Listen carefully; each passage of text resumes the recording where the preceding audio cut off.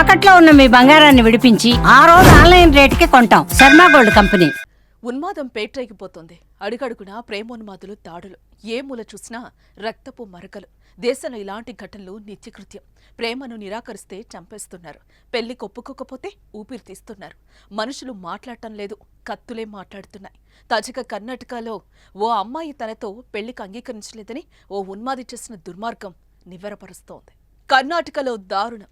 పెళ్లికి అంగీకరించలేదని రెచ్చిపోయిన ఉన్మాది యువతి గొంతు కోసి హత్య. అనంతరం ఉన్మాది ఆత్మహత్య. 29 ఏళ్ల అబ్బాయి చేతిలో 20 ఏళ్ల అమ్మాయి దారుణ హత్యకు గురైంది. బలవంతంగా విషం తాగించి చంపాలని చూసిన అతడు ఆమె అంగీకరించకపోతే కత్తితో దాడి చేసి ప్రాణం తీశాడు. ఇంతటి రాక్షసుడిగా ఆ యువకుడు మారటానికి కారణమేంటో తెలుసా? ఆమె పెళ్లికి ఒప్పుకోకపోవటమే. బెల్గావి తాలూకాలోని ఎల్లూరు గ్రామంలో జరిగిన ఈ ఘటన కర్ణాటకలో సంచలనంగా మారింది.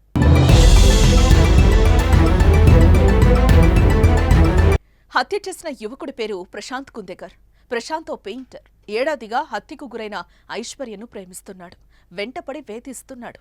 పెళ్లి చేసుకుంటానని ఐశ్వర్య తల్లి నొప్పించే ప్రయత్నం చేశాడు. కానీ ప్రశాంత్ ప్రపోజల్ను వారు ఒప్పుకోలేదు. తన కూతుర్ని ఇవ్వడం ఇష్టం లేదని ఆ తల్లి చెప్పింది.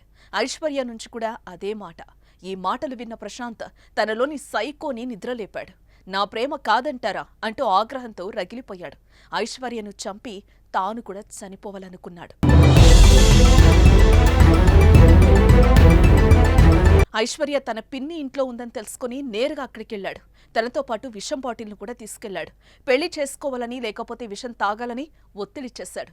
ప్రశాంత్ చేసిన పనికి ఆమె ఆశ్చర్యపోయింది. ఇంతలోనే తన జోబులో ఉన్న కత్తిని తీసి ఐశ్వర్య గొంతు కోసేశాడు. చంపొద్దని వేడుకున్నా వదలకుండా దాడి చేశాడు. ఉన్మాది దాడిలో తీవ్రంగా గాయపడిన ఐశ్వర్య మృతి చెందింది.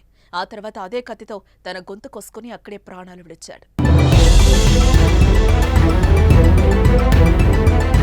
ప్రేమ పేరుతో యువతులు వెంటపడుతున్న పోకిరీలు తమ ప్రేమను అంగీకరించని సందర్భాల్లో విచక్షణను కోల్పోయి మృగాల్లా ప్రవర్తిస్తున్నారనడానికి మరో సాక్ష్యమే ప్రశాంత్ చేసిన పని.